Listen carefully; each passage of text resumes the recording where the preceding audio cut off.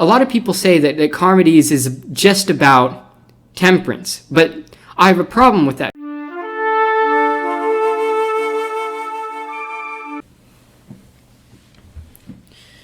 Hello, and welcome to Classics with Combest. Today we're going into Charmides by Plato.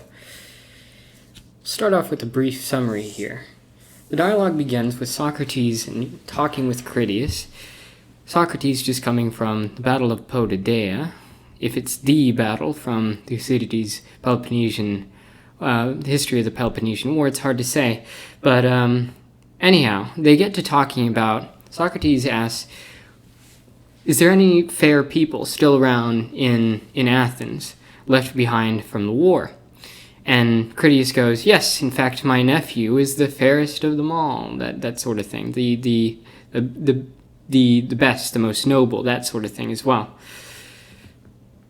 And he's like, okay, and you can get him over here. If you want to talk to him, you can get him over here. I'm aware that he has a headache, and if you offer a cure, he'll stay to listen.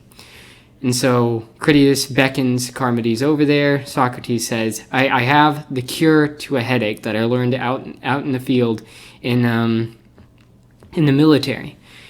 And it consists of a cure the cure consists of a cure. It's a cure for both the body and soul that works by making the soul more temperate. Now, what's happening there? Well, just speaking of cures in general, back in ancient Greece, these things wouldn't just have a medicinal purpose, but they'd also be religious in nature. So that's that aspect. But what does he mean by temperance here? Is it like staying away from alcohol? Well, no. The ancient Greek word used in this context is sophrosune, which actually means something a little bit closer to modesty or restraint. And so they get into a discussion. Ultimately, this leads into a discussion of what does it mean to be temperate? What is temperance? Because he's wanting to find out whether or not Charmides is temperate already. So Charmides comes up and he says, I think temperance is a type of quietness. However, the problem with this definition, as Socrates rightly points out, is that there's times whenever it would be better to be swift and active, and perhaps even loud, versus slow and quiet. And the thing to understand here is the reason why this is a problem is because he's aiming for a perfect definition of temperance. Temperance existing as this thing which is part of the good, which is and it can't be impure.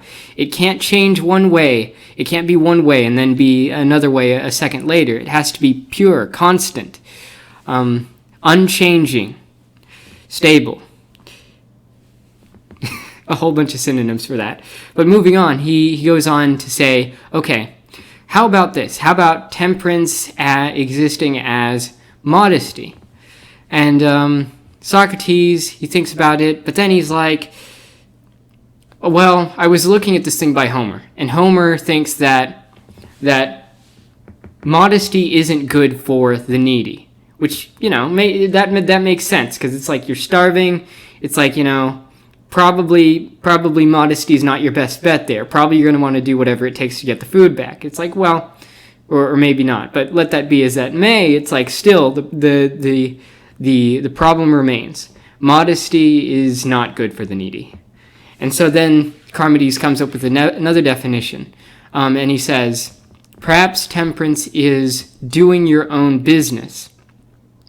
Socrates is like, you must have heard this from somebody wiser than you are, or perhaps more foolish. And then you see Critias sort of get a little uneasy in the background.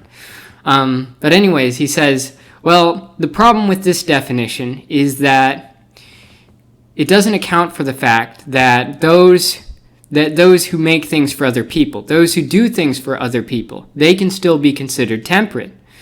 And so it's like, what's the deal with that? And then Critias steps in and he's like, Charmides doesn't know what he's talking about. And Socrates is like, yeah, he's a young man. You give him some time. But anyways, what do you think temperance is?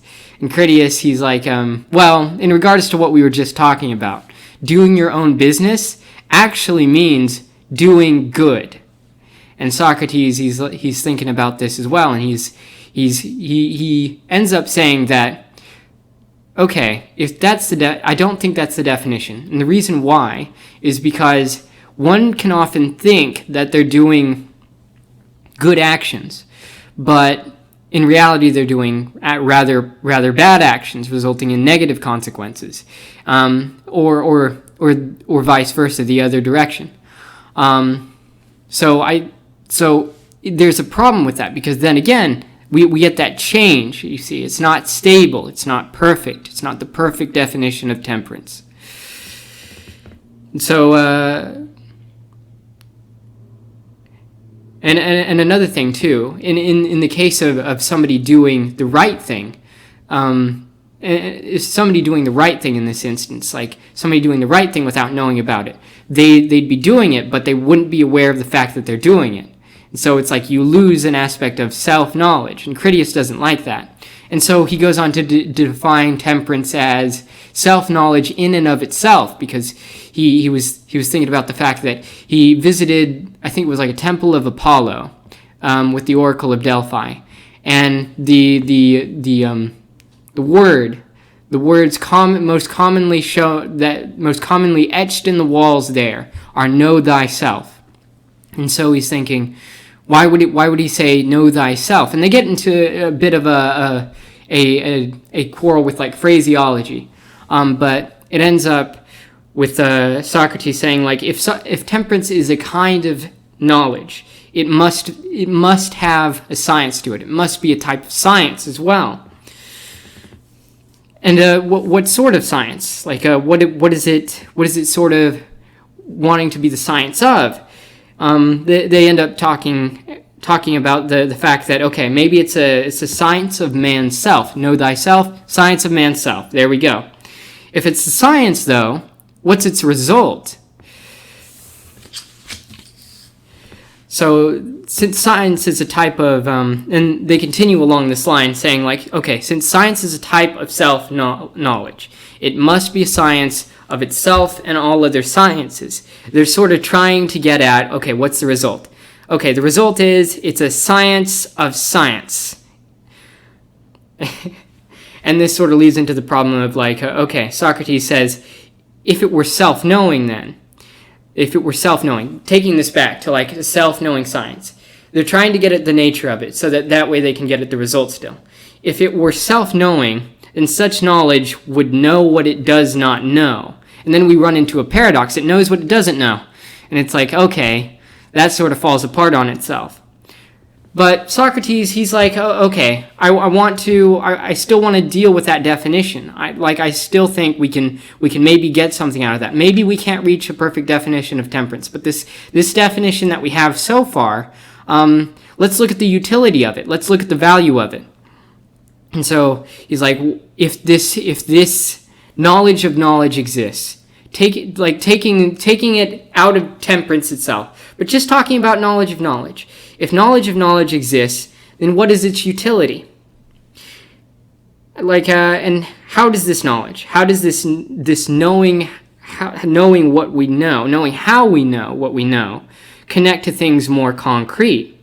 And here we get into what Charmides is actually about.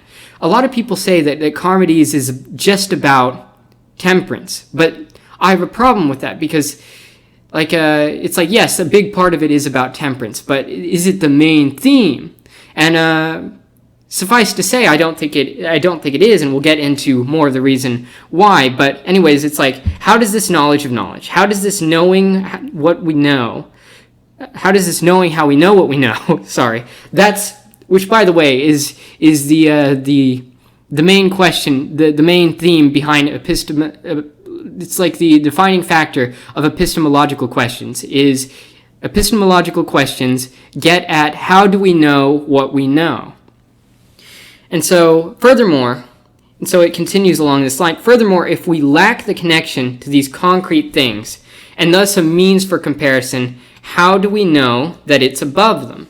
Because Socrates points out that this knowledge of knowledge it has to rule over all of the other forms of knowledge that we have, the concrete things, the particulars of real life.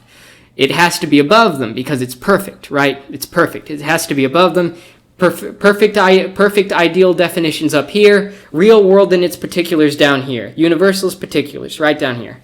Okay, and so he continues along this line, and he's like, okay, we lack the means of comparing them. So, what do we make of it still? It's like maybe knowledge of knowledge helps frame or guide more concrete learning, like pure for practical, pure mathematics for the sake of engineering, as an analogy there. But then again, we still lack that connection in between the pure universals and the concrete specifics, and are ultimately left with no means of seeing how the universals come to benefit us. And one of the things that they point out is like, how do we know that this knowledge of knowledge works to our benefit? It's like, how does it make us happy? How does it do good for us?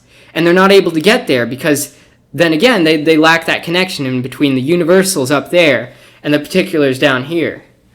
And so Critias wants to save this. Critias comes in and he's like, okay, maybe temperance is a science of advantage or utility that applies to them in a more concrete manner.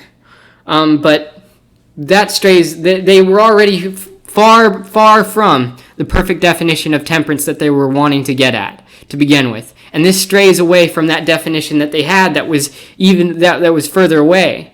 And so it's like it's even further away from the perfect definition of temperance which they were trying to get at. And so ultimately they just have to drop the dialogue. And it ends in a bit where Charmides and Critias like threaten Socrates that with physical punishment if he doesn't teach them, if he doesn't offer to be their tutor. And so that's where the dialogue ends. And hopefully that this leads us to a further understanding of what of the vast depth to the vast depth to this early dialogue, and something that would appear to be quite superficial on the surface. Oh, what is temperance? Just they're superficial on the surface. And I hope that we discovered new depths to things that appeared to be so shallow. I thank you. I thank you very much for this, for your time, and have a good one. This has been Classics with Combest.